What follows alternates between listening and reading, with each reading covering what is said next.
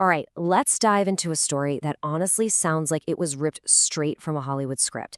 It's got everything: a billionaire tycoon, a heist so massive it's hard to wrap your head around, and a punishment that has absolutely stunned the world. We're going to unpack how a $44 billion bank fraud, one of the biggest in history, led to the most extreme punishment you can get: a death sentence.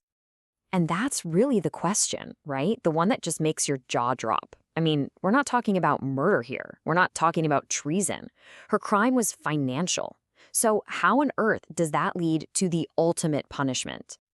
It all starts with this number: $44 billion. That's how much money was siphoned out of a single bank over the course of a decade. To try and put that into perspective, that's more than the entire GDP of a country like Iceland. It's a number so big, it almost doesn't feel real. And this is where the story just gets wild. Think back with me for a second to the 2008 financial crisis. The bankers who pretty much brought the entire global economy to its knees, those guys, practically none of them even saw the inside of a jail cell. But Trung My Lan, who defrauded one bank in Vietnam, gets sentenced to death. The contrast is just staggering, and it raises some massive questions about justice. So, who is the woman at the center of this whole storm? Let's talk about Trung My Lan. She's a 67-year-old real estate developer, and until all this went down, she was a total powerhouse in Vietnam, one of the wealthiest, most influential women in the country. Now she's the face of one of the biggest fraud cases ever. So, the verdict comes in: guilty. Guilty of embezzlement, guilty of bribery, guilty of violating all sorts of banking laws. But what really sets this apart is the scale. The amount of money involved was equal to 3% of Vietnam's entire GDP in 2022. Just let that sink in for a second. One person's crime had a measurable impact on the economy of an entire nation. Okay, so you have to wonder, right? How does someone even get to this point? People aren't just born criminal masterminds. To really get this, we've got to go back. We need to look at her journey from a humble market stall to a corporate titan. Believe it or not, her story starts out pretty humbly. Back in the 70s, she was selling cosmetics with her mom at a market in Saigon. She was a total hustler, a natural.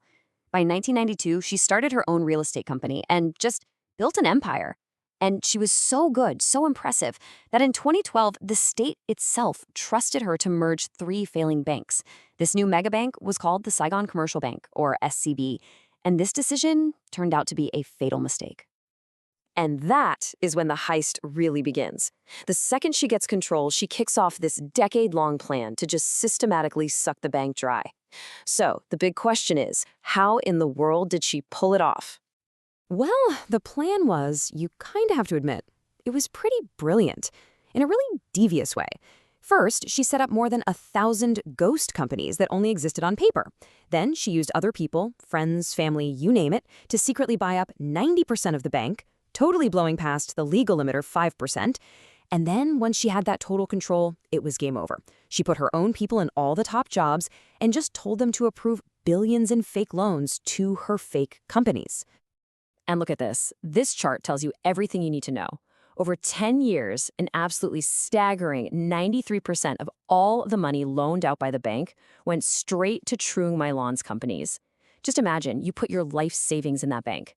For every single dollar you deposit, 93 cents of it is going straight into her personal piggy bank. Unbelievable. But get this, it wasn't just a bunch of numbers on a screen, not just digital transfers. Oh no. This involved actual physical cash, a lot of it. For 3 years, she had her personal driver withdraw 108 trillion Vietnamese dong in cash from the bank's vault. Now, what does 108 trillion dong actually look like? Well, it weighs over 2 tons. Seriously, just try to picture that. 2 tons of cash. And the punchline to this insane story? Where did she keep it? She stored it in her basement. I mean, the audacity is just, it's off the charts. Okay, so the question we all have, right? How does a multi-billion-dollar 2-ton hole in a bank's vault just go unnoticed for 10 years? Well, the answer is simple, and it's as old as time itself. Bribes. And here's the crazy part. People knew. Reports say her whole scheme was pretty much an open secret in Vietnam's financial world. And yet, somehow, she kept passing audits from these huge international firms. And if any regulators got a little too nosy, a little too curious, no problem. She'd just pay them off. To give you an idea of the scale here, look at this. A top government official in Vietnam, they might make about $1,000 a month. Now, the chief bank inspector, the person whose literal job it was to catch people like Lon, she was paid a bribe of $5 million in one go. And how was it delivered? Reportedly in styrofoam boxes just packed full of cash. That money bought Trung My Lan years of silence.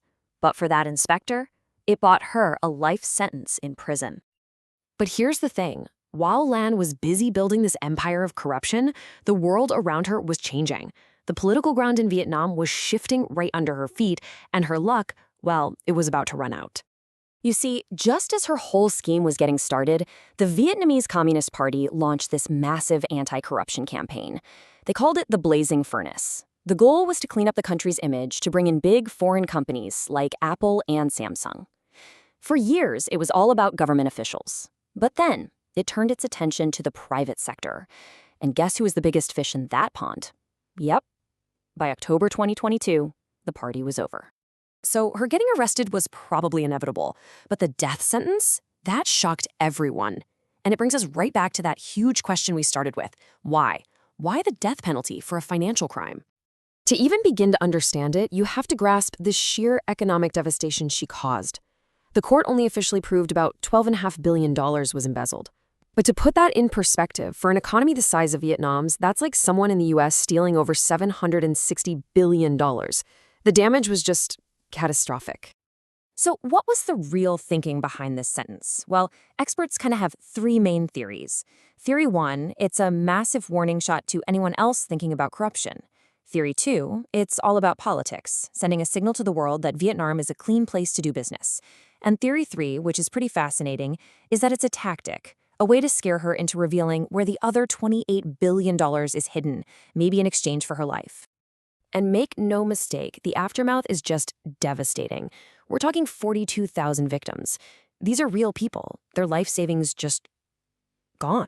The government had to pump $24 billion into the bank just to stop a complete meltdown. The whole property market just froze. And the dominoes kept falling, taking down 85 of her accomplices, including her own husband and niece.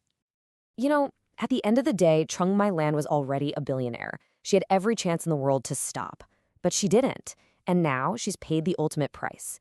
So it leaves us with this final, really big question to chew on.